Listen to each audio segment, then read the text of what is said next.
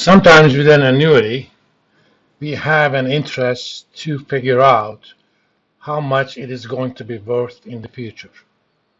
As an example, let's say I am saving $100 a month and I'm earning 12% APR on those payments and on those savings. 12% APR is 1% monthly, and I'm going to keep doing that for 25 years, which is 300 months. At the end of 300 months, I will have a balance. And, I would like to know what that balance is going to be. That is what the future value of annuity is. And once we have the formula for the present value of an annuity, it is rather easy to come up with a formula for future value of annuity, whether it's growing or regular. In fact, you can always think of a regular annuity as a growing annuity with a growth rate of 0. In fact, when I do the template uh, for calculation of present and future values of annuities, I'm going to do one template, and one of the inputs is going to be the growth rate. So if it's a regular annuity, you're just going to put in 0 as growth rate. Now, let's start with the regular annuity, future value of an annuity. Remember, this value is going to happen T periods into the future. So that means that's equal to present value of an annuity times 1 plus the discount rate raised to the power T. If we put in the formula,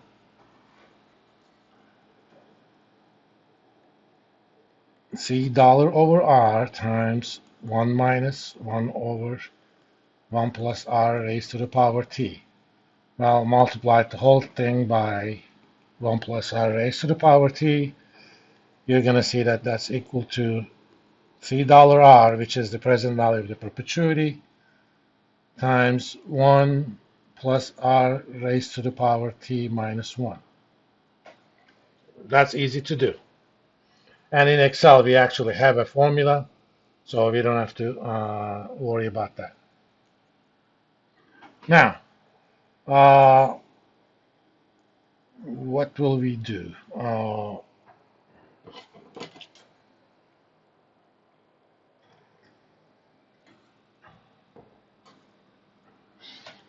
Now, let's see. Let's think about a growing annuity. Present value of a growing annuity is present value of a regular annuity with a discount rate of R star and payment of C1 divided by 1 plus G. That means, let's write it out anyway. Let's see. P first period payment divided by R minus G times 1 minus 1 plus G raised to the power T, 1 plus R raised to the power T. And then future value of a growing annuity is simply present value of a growing annuity times 1 plus R raised to the power T. And if you make the multiplication, you see that it's $C1 R minus G times 1 plus R raised to the power T minus 1 plus G raised to the power T. I do not know if we can actually make some simplifications, but I will try. Let's see. Let's take this example, this part.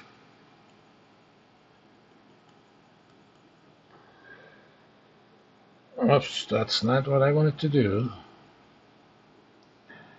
I'm going to divide this whole thing by 1 plus G raised to the power T and multiply it with 1 plus G raised to the power T. That doesn't change anything, But the first part becomes 1 plus r raised to the power t divided by 1 plus g raised to the power t minus 1 times 1 plus g raised to the power t. If you remember, this component, 1 plus r raised to the power t, 1 plus g raised to the power t, is indeed equal to r star, 1 plus r star raised to the power t. Just to see it, r star is r minus g divided by 1 plus g. So 1 plus r star is r minus g, 1 plus g plus 1. That is equal to r minus g plus 1 plus g. G's cancel out.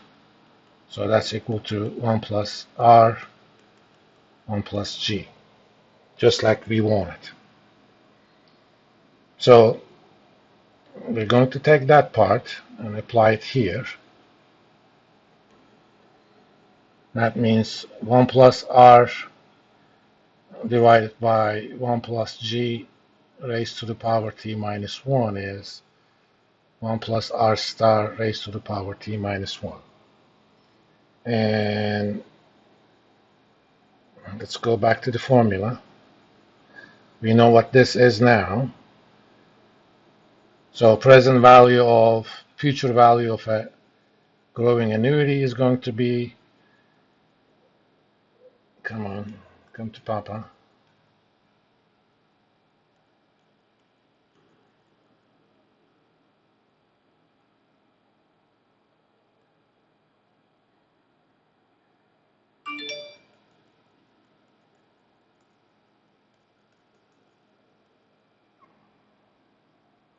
And also note that r minus g is equal to r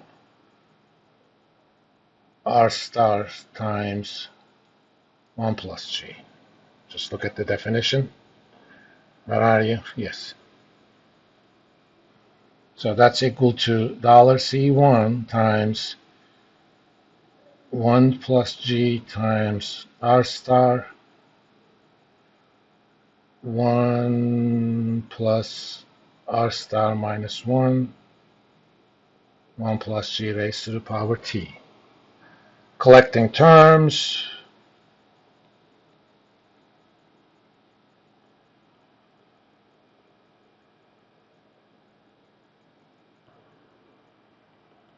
one plus gt, 1 plus g.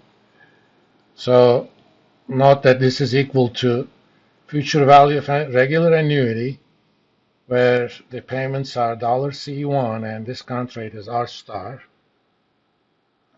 So you calculate future value of that annuity, and we have equipment for that, technology for that. Multiply that by 1 plus g raised to the power t minus 1, since I'm also dividing by 1 plus g here. So either way, once we have the formula to calculate future value of an annuity, regular annuity, we could actually make a modification to that and calculate future value of a growing annuity as well. On the next video, I'm going to set up a spreadsheet where we are going to calculate present values of a regular annuity and growing annuity, and there's going to be also a kind of a nice little addition. I will also put a facility where you can have one additional final payment. You can think of that as balloon payment. So for present values, we're going to do present value of an annuity plus a balloon payment at the end.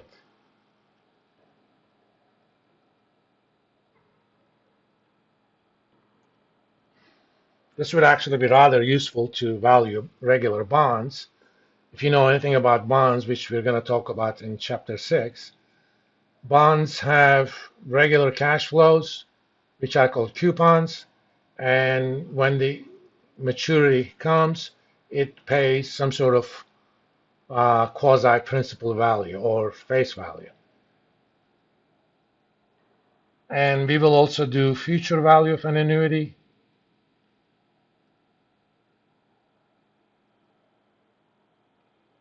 plus an initial balance. This is important. Let's say you want to calculate, let's say you have $10,000 to begin with. Now, you're going to earn 10% APR, monthly compounding, and every month you're going to add $100 a month savings. And your T is 480, 40 years.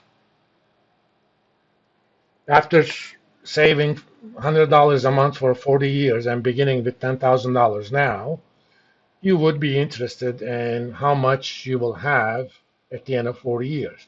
That's kind of your retirement nest egg. And we will have that facility as well. If you don't have an initial balance, you just enter a zero, you'll be done with. So we'll do a kind of a rather general setup where we're going to calculate present value of an annuity that may have positive growth rate of payments and a balloon payment at the end. And similarly, future value of an annuity that may have a positive rate of positive growth rate for payments, and also an initial value that may not be zero. Next video will only do present values though. The video after that will do future values.